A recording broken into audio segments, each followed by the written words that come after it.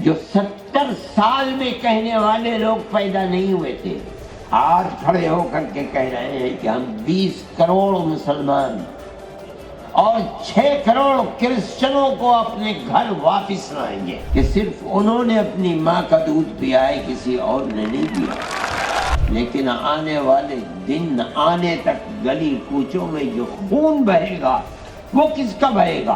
भारत की सियासत में एक बार फिर धर्म और आबादी के जिन को बोतल से बाहर निकाल दिया है। क्या एक तरफ संघ प्रमुख मोहन भागवत हैं, जो लखनऊ की धरती से हिंदुओं को 3 बच्चे पैदा करने की सलाह दे रहे हैं और घर वापसी का शंखनाद कर रहे हैं। दूसरी तरफ जमीयत के कद्दावर नेता मौलाना अरशद मदनी हैं, जिन्होंने 2 टूक कह दिया है, हमें मिटाने वाले खुद मिट गए, इस्लाम कयामत तक रहेगा। आज इस बहस पर बात नहीं है कि किसने क्या कहा, बहस इस पर है कि क्या 2026 के भारत में आबादी और धर्म परिवर्तन ही सबसे बड़ा मुद्दा बचा है? क्या देश एक नई नफरत की आग की ओर बढ़ रहा है? आज इस स्क्रिप्ट के हर पन्ने पर हम इन तीखे सवालों के जवाब तलाशेंगे।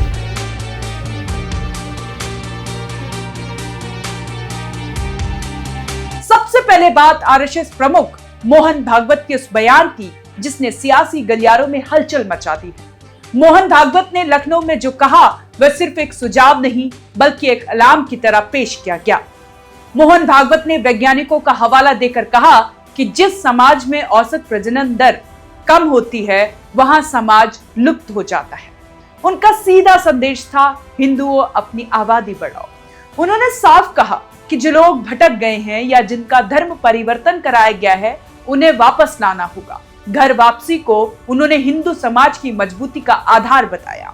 घुसपैठियों को पहचान कर बाहर करने की वकालत करते हुए उन्होंने इसे देश की सुरक्षा और जनसंख्या संतुलन से जोड़ा। मोहन भागवत का यह बयान बताता है कि संघ अब डिफेंसिव नहीं बल्कि ऑफेंसिव मोड में है।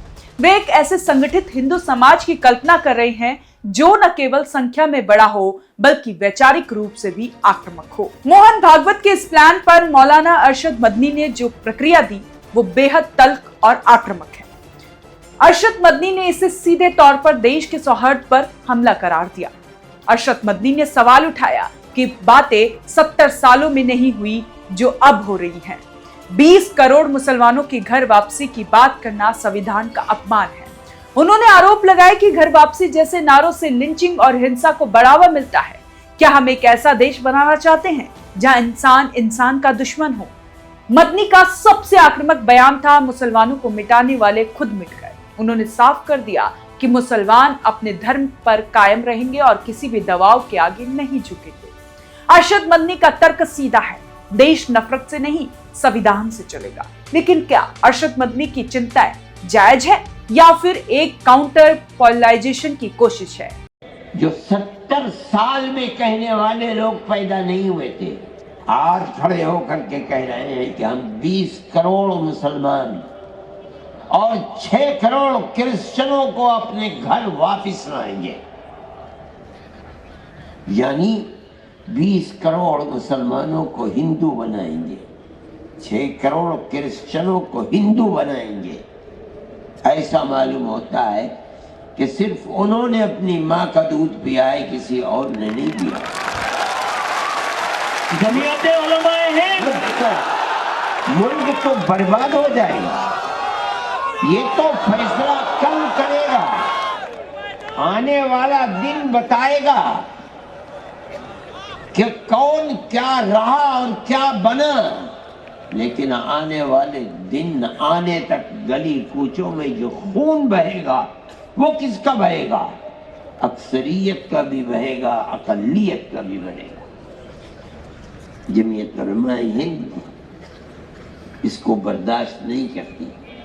हम कहते हैं हर ऐसी आवाज जो मुल्क को तबाही, बर्बादी, बदअमनी, दुश्मनी की तरफ लेकर चलती है, वो आवाज मुल्क के गद्दार की आवाज है, मुल्क के वफादार की आवाज है। एक तरफ हिंदू राष्ट्र की अदृश्य परिकल्पना की मजबूती है तो दूसरी तरफ सेकुलरिज्म की ढाल।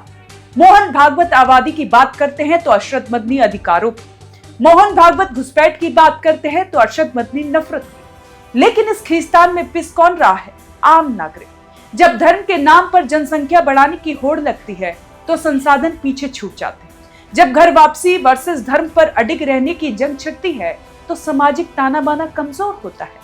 अरशद मदनी ने सही कहा कि शांति केवल धर्मनिरपेक्ष संविधान की छाया में ही संभव है, लेकिन क्या ये जिम्मेदारी सिर्फ एक पक्ष की है? मोहन भागवत और मौलाना अरशद मदनी दोनों ही अपने अपने समाज के बड़े प्रभाव रखने वाले चेहरे हैं। मोहन भागवत का संगठित हिंदू और अरशद मदनी का अडिग मुसलमान, इन दोनों के बीच की लकीर बहुत बारीक है। अगर धर्म का उपयोग नफरत फैलाने के लिए हो रहा है, जैसा कि मदनी ने कहा, तो ये वाकई चिंता का विषय है। लेकिन अगर जनसंख्या संतुलन और अवैध घुसपैठ जैसे मुद्दे उठाए जा रहे हैं तो उन पर तर्कपूर्ण बहस होनी चाहिए, ना कि सिर्फ मजहबी चश्मे से उसे देखना चाहिए। भारत कयामत तक रहेगा या नहीं, ये इस पर निर्भर नहीं करता कि किसकी आबादी कितनी है, बल्कि इस पर निर्भर करता है कि हमारा भाईचारा कितना अटूट है।